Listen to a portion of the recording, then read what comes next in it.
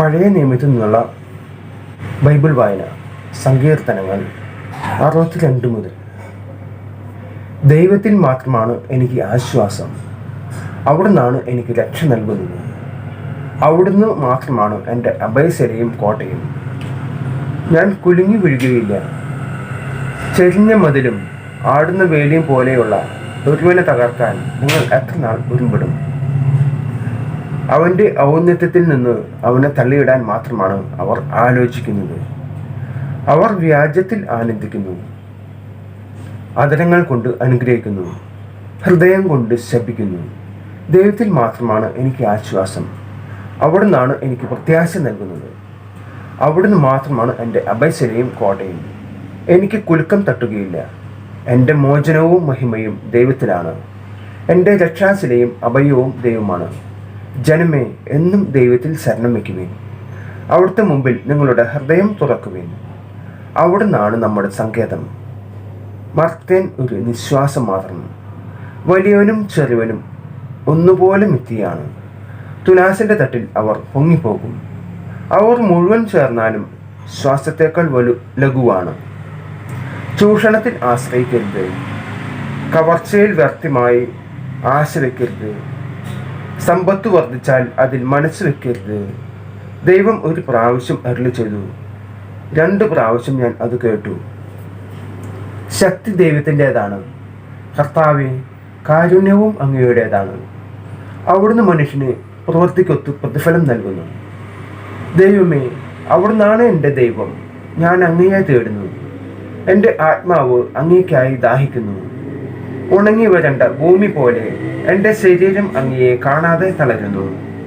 അങ്ങയുടെ ശക്തിയും മഹത്വവും ദർശിക്കാൻ ഞാൻ വിശുദ്ധ മന്ദിരത്തിൽ വന്നു. അങ്ങയുടെ കാരുണ്യം ജീവനേക്കാൾ കാമ്യമാണ്.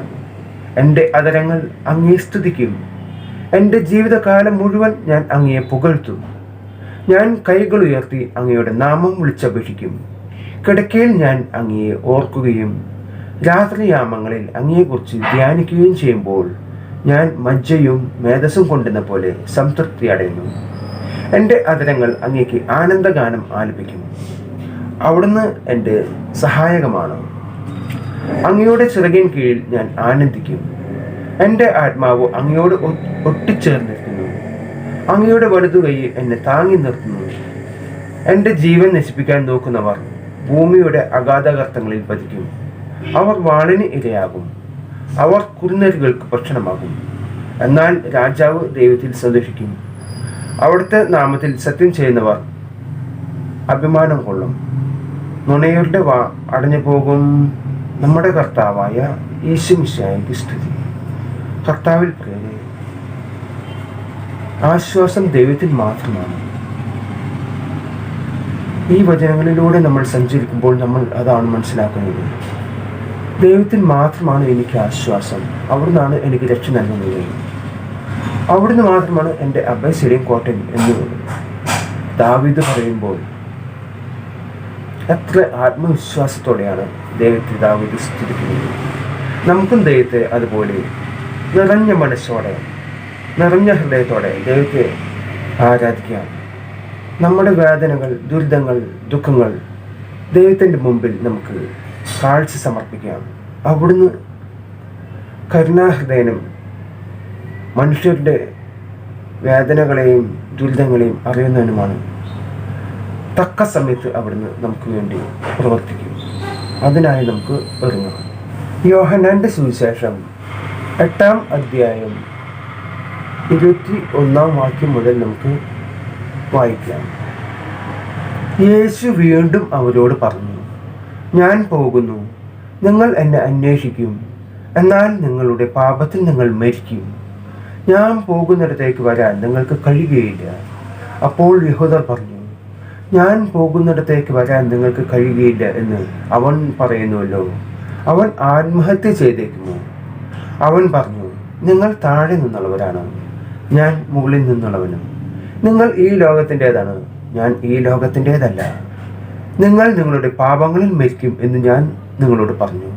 എന്തെന്നാൽ ഞാൻ തന്നെ എന്ന് വിശ്വസിക്കുന്നില്ലെങ്കിൽ നിങ്ങൾ നിങ്ങളുടെ പാപങ്ങളിൽ മരിക്കും. അപ്പോൾ അവർ ചോദിച്ചു, നീ ആരാണ്? യേശു പറഞ്ഞു, ആരംഭം മുതലേ ഞാൻ നിങ്ങളോട് പറഞ്ഞത് തന്നെ. എനിക്ക് നിങ്ങളെക്കുറിച്ച് പലതും പറയാനും വിധിക്കാനുമുണ്ട്. എന്നെ അയച്ചവൻ സത്യവാനാണ്. അവിടുത്തെ അതിരത്തിൽ നിന്ന് കേട്ടത് ഞാൻ ലോകത്തോട് പറയുന്നു. പിതാവിനെ കുറിച്ചാണ് അവൻ തങ്ങളോട് സംസാരിച്ചെന്ന് അവർ മനസ്സിലാക്കിയില്ല. അതുകൊണ്ട് യേശു പറഞ്ഞു, നിങ്ങൾ മനുഷ്യപുത്രനെ ഉയർത്തിക്കഴിയുമ്പോൾ ഞാൻ തന്നെയാണെന്നും ഞാൻ സ്വമതയ ഒന്നും പ്രവർത്തിക്കുന്നില്ല, പ്രത്യുത എൻ്റെ പിതാവ് എന്നെ പഠിപ്പിച്ചതുപോലെ ഇക്കാര്യങ്ങൾ ഞാൻ സംസാരിക്കുന്നുവെന്നും നിങ്ങൾ മനസ്സിലാക്കും. എന്നെ അയച്ചവൻ എന്നോട് കൂടെയുണ്ട്.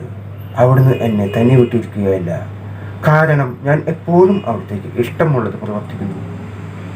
ഇത് പറഞ്ഞപ്പോൾ വളരെ പേർ അവനിൽ വിശ്വസിച്ചു. നമ്മുടെ കർത്താവായ യേശു മിശിഹായ്ക്ക് സ്തുതി.